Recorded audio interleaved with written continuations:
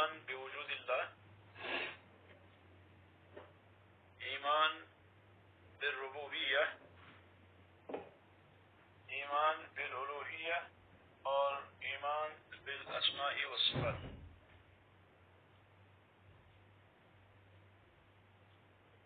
اللہ عز و جل کے وجود پر دلائل ہم نے دیکھے، عقلی، شرعی، حسی اور فطری۔ پھر ہم نے ربوبیت کے دلائل کو دیکھا، اور پھر ہم نے الوہیت کے دلائل کو پڑھا، اور یہ کہ اللہ تعالیٰ فرماتے ہیں وَإِلَٰهُكُمْ إِلَٰهٌ وَاحِدٌ لَا إِلَٰهَ إِلَّا هُوَ الرَّحْمَٰنُ الرَّحِيمُ۔ اسی طرح سے اللہ تعالیٰ نے فرمایا شہید اللہ انہ لا الہ الا ہو والملائکۃ واولو العلم قائما بالقسط لا الہ الا هو العزیز الحکیم، سورۃ آل عمران کی 18ویں آیت۔ اور اسی طرح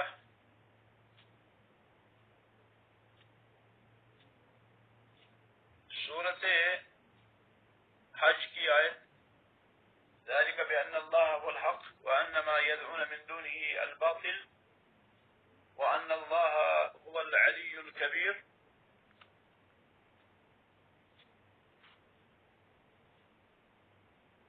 اور پھر ہم نے پڑھا کہ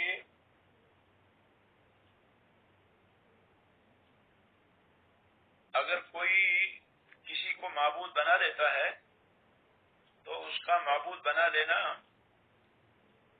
یہ دلیل نہیں ہے کہ وہ معبود برحق بھی ہے۔ اللہ تعالیٰ نے اس پہ تنقید کی ان ہی الا اسماء سمیتموها انتم وآباؤکم ما انزل اللہ بها من سلطان، سورۃ النجم کے اندر آیت نمبر 23۔ اور اسی طرح سے ہود علیہ السلام کے بارے میں اللہ تعالیٰ نے ذکر فرمایا، اور یہ کہ ہود علیہ السلام سے ان کی قوم نے کہا اتجادلوننی فی اسماء سمیتموها انتم وآباؤکم ما نزل اللہ بها من سلطان، جیسا کہ سورۃ اعراف میں اس کا ذکر ہے آیت نمبر 71۔ اور اسی طرح یوسف علیہ السلام نے اپنے قیدی دو ساتھیوں سے کہا اارباب متفرقون خیر ام اللہ الواحد القہار ما تعبدون من دونه الا اسماء سمیتموها انتم وآباؤکم ما انزل اللہ بها من سلطان ان الحکم الا للہ امر اللہ تعبدوا الا ایاہ ذلك الدین القیم ولكن اکثر الناس لا يعلمون۔ تو ان آیات میں اللہ تعالی نے دوسروں کو الہ کہنے پر رد فرمایا۔ اللہ تعالیٰ نے دوسروں کو الہ کہنے پر تنقید فرمائی کہ یہ تو بس انہوں نے نام گڑھ لیے ہیں، یہ الہ ہے نہیں، تو الہ حق صرف اللہ رب العالمین ہے۔ اسی لیے انبیاء علیہ السلام اپنی قوموں کو دعوت دیتے رہے اعبدوا اللہ ما لکم من الہ غیرہ، تم اللہ ہی کی عبادت کرو، تمہارا کوئی معبود نہیں ہے اللہ رب العالمین کے بغیر۔ لیکن مشرکین نے اس بات کا انکار کیا اور انہوں نے اللہ رب العالمین کے علاوہ معبودان باطلہ گڑھ لیے۔ وہ اللہ کے ساتھ ساتھ ان کی بھی عبادت کرتے تھے، ان سے مدد مانگتے تھے اور ان سے استغاثہ کرتے تھے۔ اللہ رب العالمین نے تنقید فرمائی، اللہ رب العالمین نے رد کیا، لیکن اس کے باوجود وہ لوگ معبود بناتے رہے اور اللہ رب العالمین کے علاوہ ان معبودان باطلہ کی پرستش کرتے رہے۔ اللہ رب العالمین نے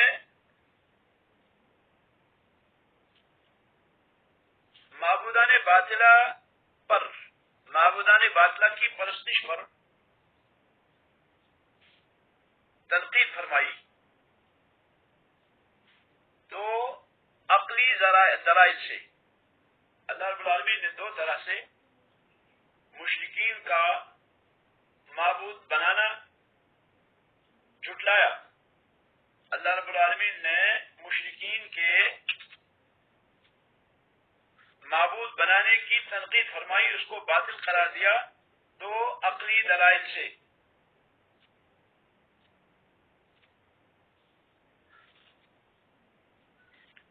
عقلی دو دلائل سے اللہ رب العالمین نے مشرکین کے معبود بنانے پر تنقید فرمائی،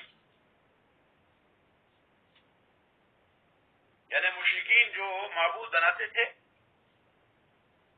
ان کے اس عمل کو باطل قرار دیا اور اس پہ عقلی دو دلائل پیش فرمائی اللہ رب العالمین نے۔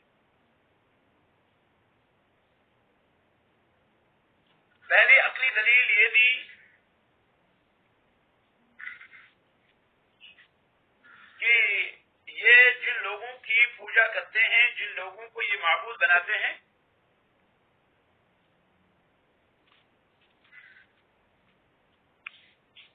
جن لوگوں کو یہ معبود بناتے ہیں، جن لوگوں کی یہ پرستش کرتے ہیں، ان میں تو الوہیت کی کوئی خصوصیت ہے ہی نہیں۔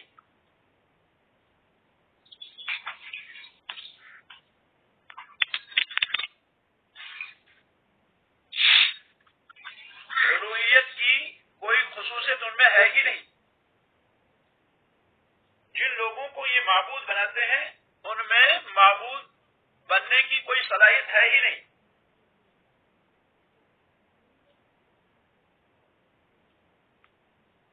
نہ یہ لوگ نہ یہ معبودان باطلہ پیدا کرتے ہیں،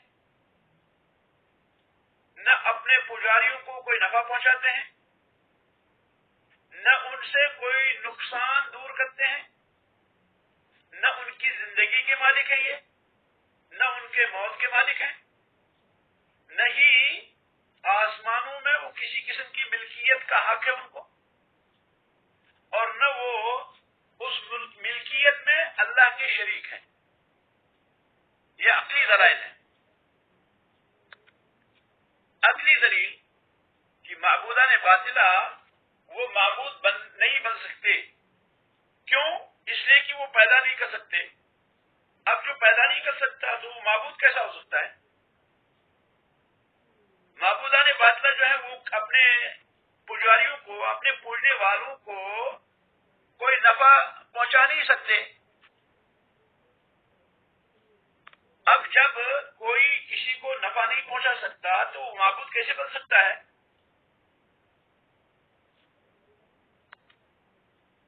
یہ جو معبودان باطلہ ہیں وہ اپنے پجاریوں سے کوئی نقصان بھی ہٹا نہیں سکتے۔ اب جو نقصان دور کرنے کی طاقت نہیں رکھتا، کوئی ضرر دور کرنے کی طاقت نہیں رکھتا، وہ معبود کیسے بن سکتا ہے؟ یہ جو معبودان باطلہ انہوں نے گڑھ رکھے ہیں، یہ معبودان باطلہ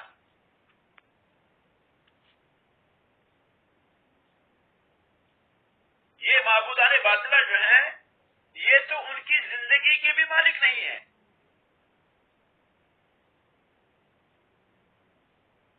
اب جو زندگی کا مالک نہیں ہے وہ معبود کیسے ہو سکتا ہے؟ یہ جو معبودان باطلہ ہیں، یہ معبودان باطلہ ان کے مارنے کے بھی مالک نہیں ہیں، ان کی موت بھی ان کے ہاتھ میں نہیں ہے۔ اب جو موت کا مالک نہیں ہے وہ معبود کیسے ہو سکتا ہے؟ اسی طرح یہ جو معبودان باطلہ ہیں وہ آسمان کے اندر کسی قسم کی ملکیت رکھتے ہی نہیں۔ یہ نہیں کہ بھئی ان کے پاس آسمان کے اندر کوئی جو ہے ملکیت ہے، ان کی شراکت داری ہے، وہ اللہ کے شریک ہیں، ایسا بھی نہیں۔ تو یہ ساری چیزیں جب وہ کر ہی نہیں سکتے، وہ معبود کیسے بن سکتے ہیں؟ بھائی معبود وہ بنے گا جو پیدا کر سکتا ہے، معبود وہ ہو سکتا ہے جو کسی نفع پہنچائے کسی کو، معبود وہ ہو سکتا ہے جو کسی کا نقصان ہٹائے، معبود وہ ہو سکتا ہے جو زندگی کا مالک ہو، معبود وہ ہو سکتا ہے جو موت کا مالک ہو، معبود وہ ہو سکتا ہے جو آسمانوں کا مالک ہو، مالک وہ ہے جو زمینوں کا مالک ہو اور ملکیت میں اس کی کوئی شریک نہ ہو، وہ منفرد ہو، وہ مالک بن سکتا ہے، وہ معبود ہو سکتا ہے۔ یہ کیسے معبود ہو سکتے ہیں کہ جو ان چیزوں کے مالک ہیں ہی نہیں؟ یہ پہلی دلیل ہے ان لوگوں پر رد کی، یعنی معبودان باطلہ کو جو پوجتے ہیں، جو بہت سارے معبودوں کو پوجتے ہیں، جو بہت سارے معبودوں کو مانتے ہیں، ان معبود ماننے والوں پر عقلی تردید ہے، عقلی رد ہے کہ بھائی ٹھیک ہے، اگر تم کسی کو پکارتے ہو، تم کسی کو مانتے ہو معبود، تم کسی کی پوجا کرتے ہو، تو کم از کم یہ تو بتاؤ کہ وہ کیا ان چیزوں میں سے کسی چیز کے مالک ہیں؟ اسی لیے اللہ رب العالمین نے بہت ہی زبردست انداز سے ان پہ تنقید فرمائی۔ فرمایا سورۃ فرقان آیت نمبر 3، وَاتَّخَذُوا مِن دُونِهِ آلِهَةً، کہ ان لوگوں نے اللہ کے علاوہ آلہہ بنا رکھے ہیں، معبود بنا رکھے ہیں۔ آلہۃ یہ الہ کی جمع ہے۔ ان لوگوں نے اللہ کے علاوہ معبود بنا رکھے ہیں۔ کون سے معبود؟ لا یخلقون شیئا، وہ کسی چیز کو پیدا کرتے ہی نہیں، بلکہ وہم یخلقون، اس کے برعکس وہ خود پیدا کیے جاتے ہیں، ان کو خود پیدا کیا گیا ہے، ان کو پیدا کرنے والا کوئی اور ہے۔ پھر فرمایا ولا یملکون لانفسهم ضرا ولا نفعا، ولا یملکون لانفسهم ضرا، اور نہ وہ خود اپنے لیے کسی نقصان کے مالک ہیں، ولا نفعا، اور نہ کسی نفع کے۔ دوسروں کی تو رہی بات، دوسروں کو نفع اور نقصان پہنچانے کی بات تو رہی، یہ خود اپنے نفع اور نقصان کے مالک نہیں ہیں، نہ وہ پیدا کرتے ہیں بلکہ الٹا پیدا کیے جاتے ہیں، اور نہ وہ مالک ہیں اپنے نفسوں کے نقصان اور نفع کے، اور ولا یملکون موتا ولا حیاتا ولا نشورا، اور نہ یہ موت کے مالک ہیں اور نہ زندگی کے مالک ہیں، اور نہ یہ مرنے کے بعد دوبارہ اٹھائے جانے کے مالک ہیں۔ ان کو یہ پتہ ہی نہیں ہم آئے کب، گئے کب، اور کب ہمیں اٹھایا جائے گا، ان کو پتہ ہی نہیں۔ جن کی یہ پوجا کرتے ہیں، ان سارے معبودان باطلہ کو، ان معبودان باطلہ کو پتہ ہی نہیں کہ وہ مریں گے کب، ان کو پتہ ہی نہیں وہ زندہ کب ہوں گے، ان کو پتہ ہی نہیں کہ وہ دوبارہ مرنے کے بعد پھر کب اٹھائے جائیں گے۔ اب جن میں یہ صفات نہیں ہے تو وہ معبود کیسے بن سکتے ہیں؟ اسی لیے اللہ رب العالمین نے تنقید فرمائی ان پر، وَاتَّخَذُوا مِن دُونِهِ آلِهَةً لَا يَخْلُقُونَ شَيْئًا وَهُمْ يُخْلَقُونَ وَلَا يَمْلِكُونَ لِأَنفُسِهِمْ ضَرًّا وَلَا نَفْعًا وَلَا يَمْلِكُونَ مَوْتًا وَلَا حَيَاةً وَلَا نُشُورًا۔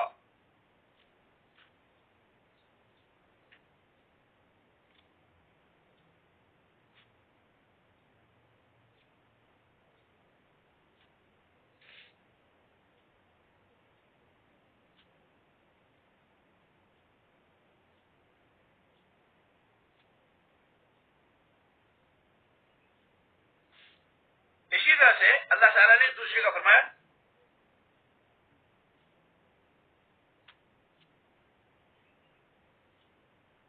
سورہ سبا آیت نمبر 22 اور 23، سورۃ سبا آیت نمبر 22 اور 23، اللہ تعالیٰ فرماتے ہیں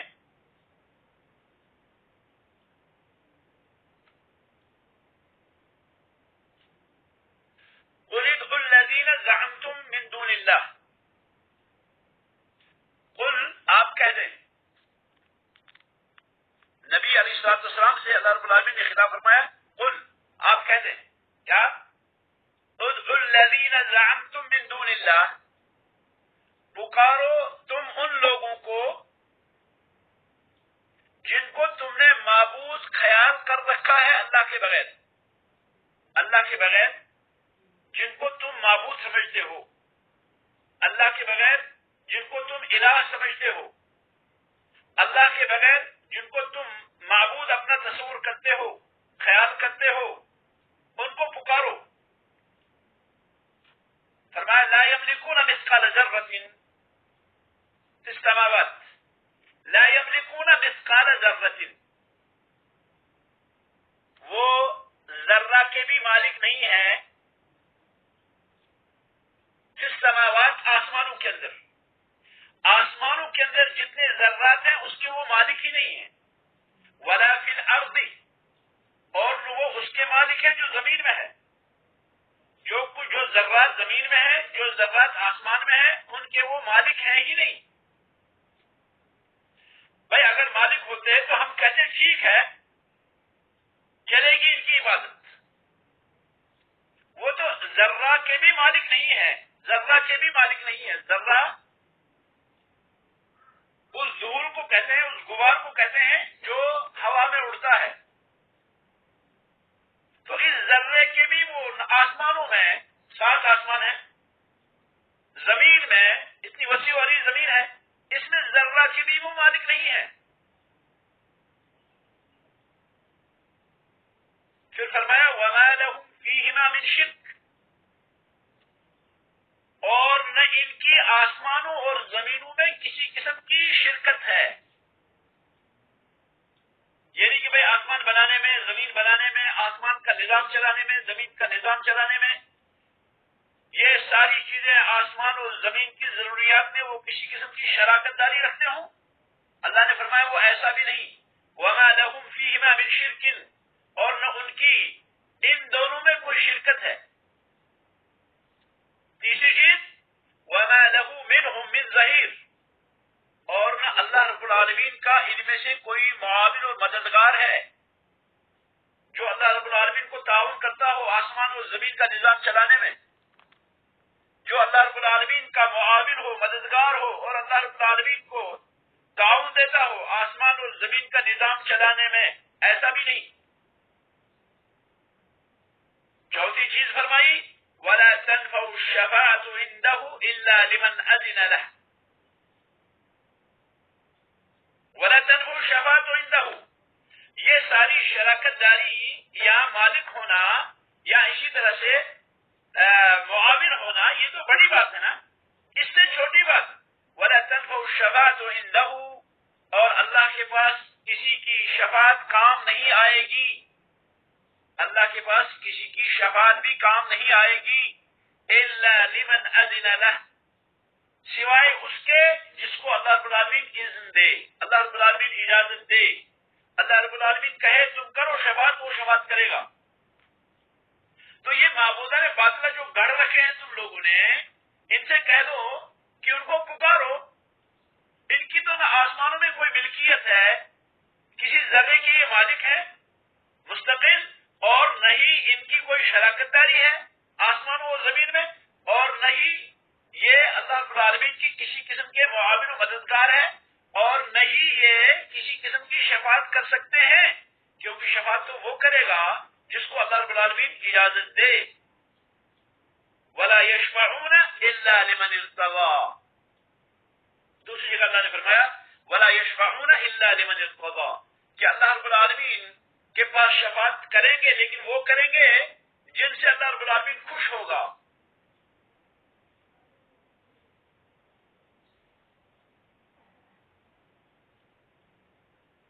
الا من رضی، الا من اذن له الرحمن ورضی له قولا، سورۃ النجم میں اللہ نے فرمایا الا من رضی له، الا من اذن له، مگر جس کو اللہ رب العالمین اجازت دے، ورضی له قولا، اور اللہ اس سے کہنے میں، اس کے کہنے سے راضی ہو جائے، یعلم ما بین ایدیہم وما خلفہم ولا یشفعون الا لمن ارتضى وهم من خشیتہ مشفقون، یہ بھی اللہ رب العالمین نے فرمایا لا یشفع عنده الا باذنہ۔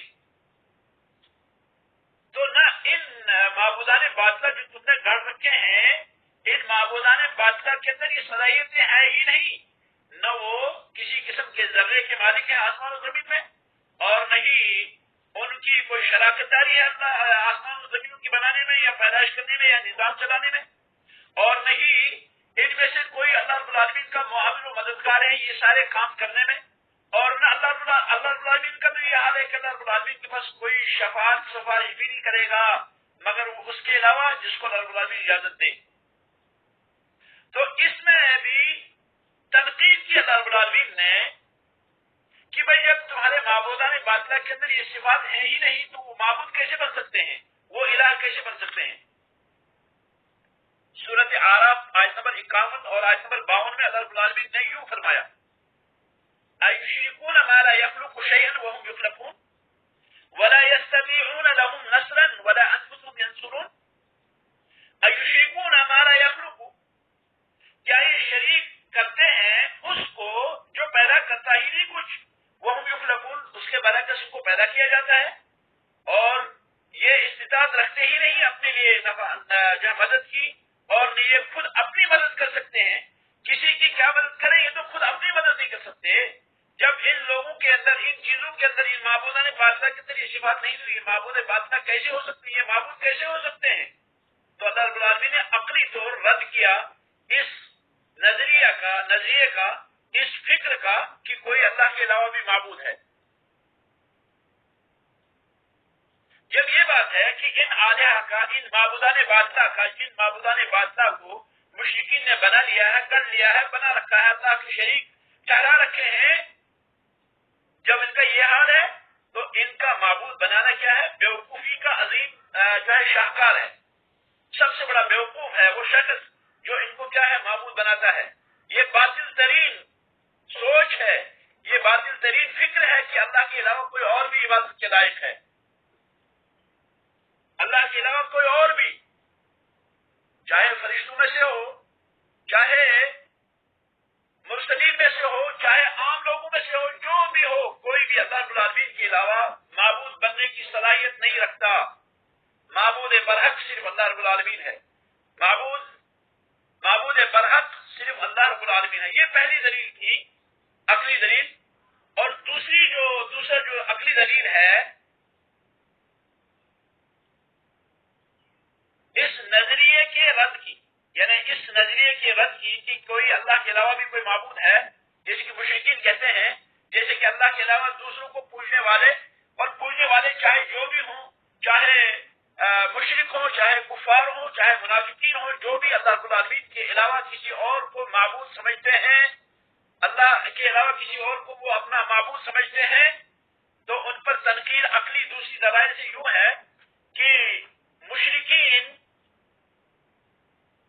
اس بات کا اقرار کرتے تھے کہ صرف اللہ رب العالمین خالق ہے، وہ خالق کی جس کے ہاتھ میں ہر چیز کی بادشاہت ہے، اور وہ پناہ دیتا ہے، اللہ کے خلاف کوئی پناہ نہیں دے سکتا۔ مشرکین اس بات کا اقرار کرتے تھے، مشرکین کو یہ اقرار تھا کہ خالق وہی ہے، رب جو ہے وہ خالق ہے، اسی کے ہاتھ میں ملکوت کل شیء ہے، ہر چیز کی ملکیت ہے، ہر چیز کی بادشاہت اسی کے ہاتھ میں ہے۔ قل من بیدہ ملکوت کل شیء وهو یجیر ولا یجار علیہ ان کنتم تعلمون۔ مشرکین مکہ کے بارے میں اللہ تعالیٰ نے فرمایا کہ اگر آپ ان سے سوال کریں کہ وہ کون ہے جس کے ہاتھ میں ہر چیز کی بادشاہت ہے اور وہ پناہ دیتا ہے لیکن اس کے خلاف کوئی پناہ نہیں دے سکتا، تو وہ ضرور جواب دیں گے کہ اللہ رب العالمین۔ تو گویا کہ مشرکین اس بات کا اقرار کرتے تھے کہ خالق جو ہے وہ اللہ رب العالمین ہے، اور اس کے ہاتھ میں ہر چیز کی بادشاہی ہے، اور وہ پناہ دیتا ہے، اس کے خلاف کوئی اور پناہ دینے کی طاقت نہیں رکھتا، نہ اس کے خلاف کوئی پناہ دینے کی جرات کر سکتا ہے۔ تو اس کا لازمی نتیجہ جو ہے وہ یہ تھا کہ وہ الوہیت میں بھی اللہ رب العالمین کو ایک جانے۔ بھائی جب تمہیں ان باتوں کا اقرار ہے، جب تمہیں توحید ربوبیت کا اقرار ہے، تو تم توحید الوہیت کو بھی مانو، لیکن انہوں نے ایسا نہیں کیا۔ تو گویا کہ اللہ کے علاوہ معبودان باطلہ گرداننے والوں پر رد ہے، یہ عقلی رد کہ جو مشرکین اللہ رب العالمین کو ربوبیت میں اکیلا جانتے تھے، ان کو چاہیے تھا کہ وہ الوہیت میں بھی اللہ کو ایک جانے، لیکن انہوں نے ایسا نہیں کیا، وہ مشرک ٹھہرے۔ تم ایسا مت کرنا، اسی لیے اللہ تعالیٰ نے فرمایا یا ایھا الناس اعبدوا ربکم الذی خلقکم والذین من قبلکم لعلکم تتقون، لوگو تم عبادت کرو اپنے رب کی، عبادت کرو تم اپنے رب کی، عبادت کرو تم اپنے رب کی، کس رب کی؟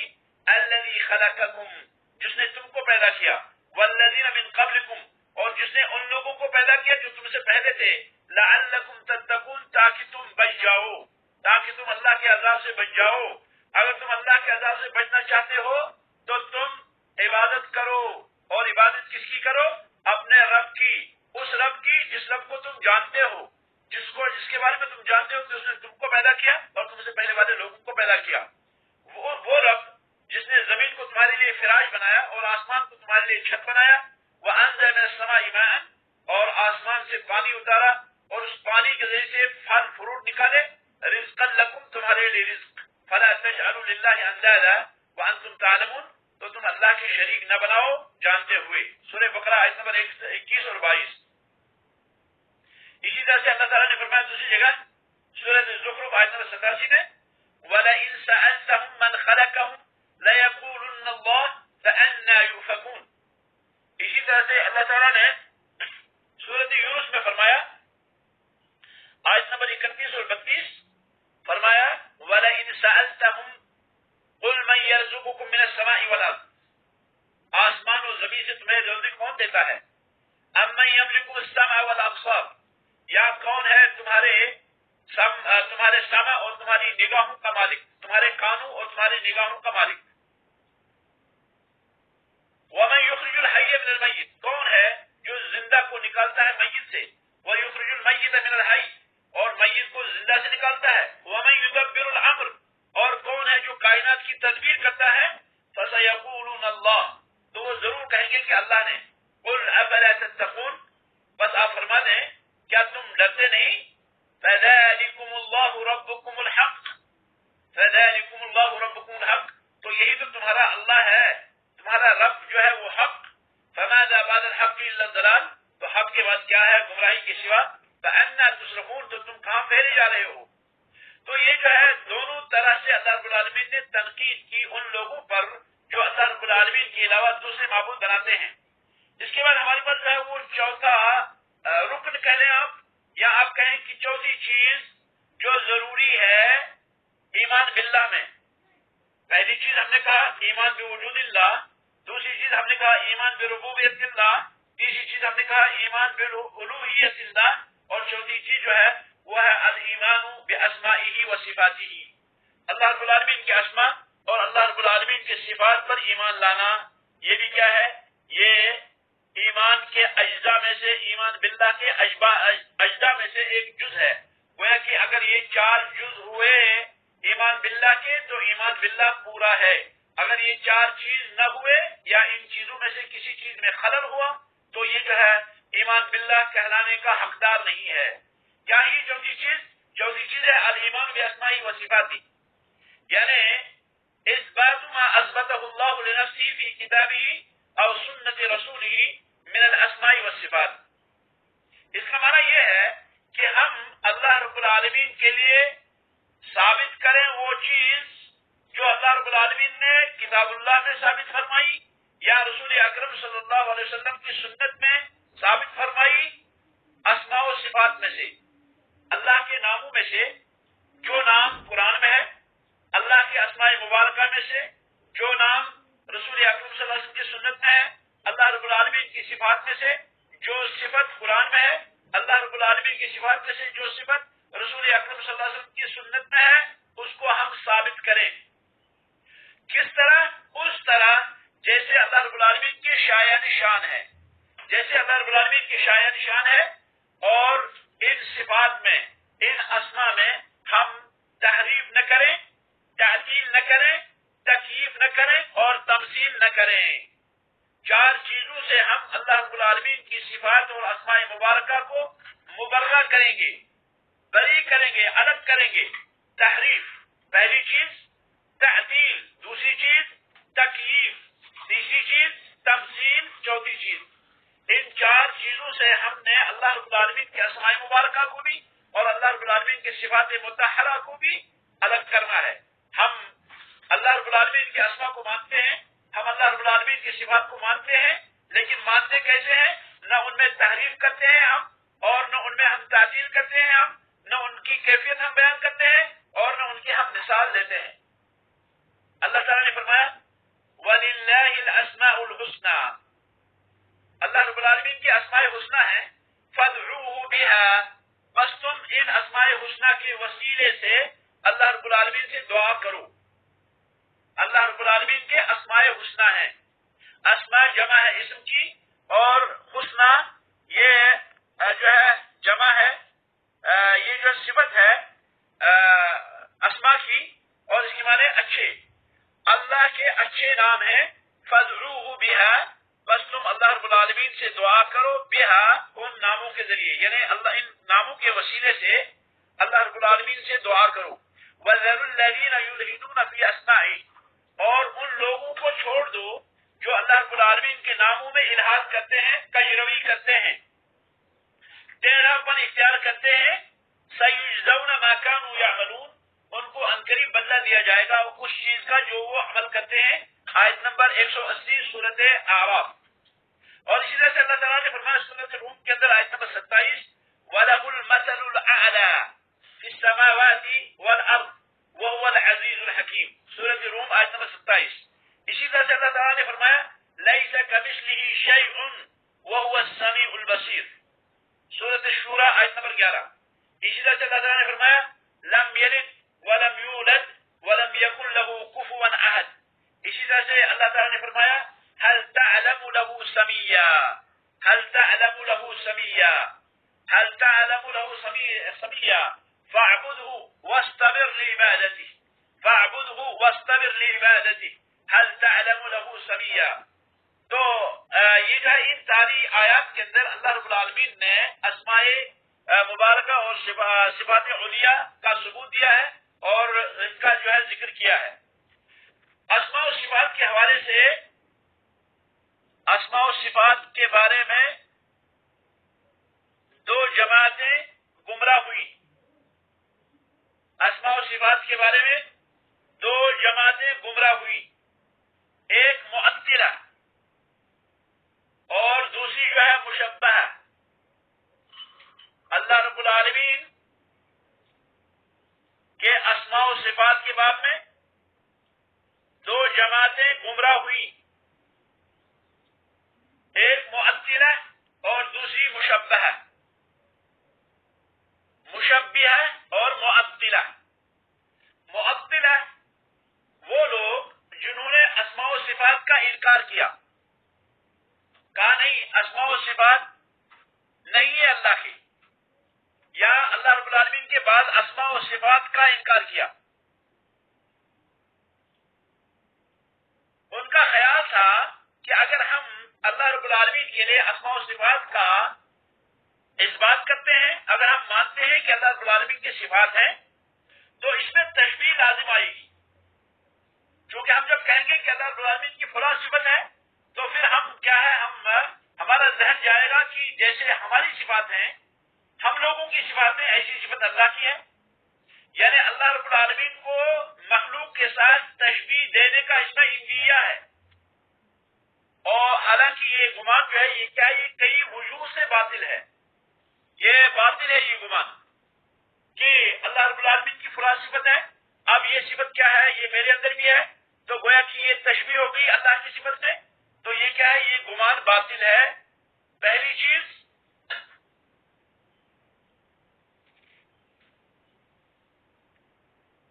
اگر ہم ایسا کہتے ہیں تو اس سے اللہ رب العالمین کے کلام میں تناقض لازم ٹھہرتا ہے، لازم آتا ہے۔ اللہ رب العالمین کے کلام میں تناقض اس سے ظاہر ہوتا ہے۔ اگر ہم ایسا مانیں کہ نہیں ہم اللہ کی صفات کو معطل کریں گے، اللہ کو نہیں مانیں گے، اللہ کی اسماء کو نہیں مانیں گے کیونکہ اس میں مشابہت کا جو الزام ہے، تو گویا کہ ہم نے اللہ رب العالمین کے کلام کو کیا ہے، تناقض والا بتایا۔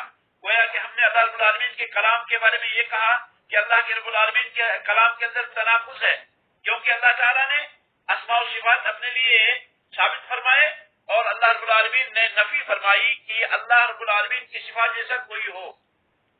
اگر اللہ رب العالمین کے نام، اصول، صفات ثابت کرنے سے تشبیہ لازم آتی تو پھر کلام اللہ کے اندر تناقض ہے اس کا مطلب. ہاں اور جو ہے کیا ہے اس میں کیا ہے پھر یہ ہوگا کہ ہم کہیں گے کہ اللہ رب العالمین کا کلام بعض کلام کی کیا ہے تکذیب کرتا ہے، کیونکہ اللہ رب العالمین نے جہاں یہ فرمایا کہ اللہ رب العالمین علیم ہے حکیم ہے، وہاں اللہ رب العالمین نے یہ بھی فرمایا لیس کمثلہ شیء کہ اللہ جیسا کچھ نہیں ہے. تو ایک طرف تو اللہ رب العالمین علیم ہونا ثابت کرتے ہیں، حکیم ہونا ثابت کرتے ہیں، اور دوسری طرف کہتے ہیں لیس کمثلہ شیء. تو گویا کہ یہ آپس میں ٹکر ہوتی ہے. تو اگر ہم یہ کہیں کہ ہم اس کا انکار کر دیں گے کیونکہ اس میں مشابہت کا امکان ہے، تو یہ جو ہے کیا ہے یہ تناقض ہے اور یہ صحیح نہیں ہے. انشاءاللہ اس پر جو ہے گفتگو اگلے درس میں ہوگی ان دونوں فرقوں کے بارے میں. آج اسی پہ اتفاق کرتے ہیں. ساتھ میں یہ بھی کہیں کہ اللہ رب العالمین کی صفات اللہ اس طرح جیسے اللہ کی شاہ نشان، اور مخلوقات کی صفت ایسے جیسے مخلوقات کی شاہ نشان. اللہ رب العالمین علیم ہے اور بندوں میں سے بھی عالم ہوتے ہیں. اللہ رب العالمین کا علم اور طرح کا ہے اور بندوں کا علم اور طرح کا ہے. دو بندوں کا علم ایک جیسا نہیں ہو سکتا، تو خالق اور مخلوق کا علم ایک جیسے کیسے ہو سکتا ہے؟ تو انشاءاللہ اس میں مزید جو ہے بات آئندہ درس میں ہوگی. آج اس میں اتفاق کرتے ہیں. هذا وصلی اللہ وسلم علی خیر خلق محمد وعلى آله واصحابه اجمعین. سبحانك اللهم وبحمدك اشهد ان لا اله الا الله استغفرك واتوب اليك.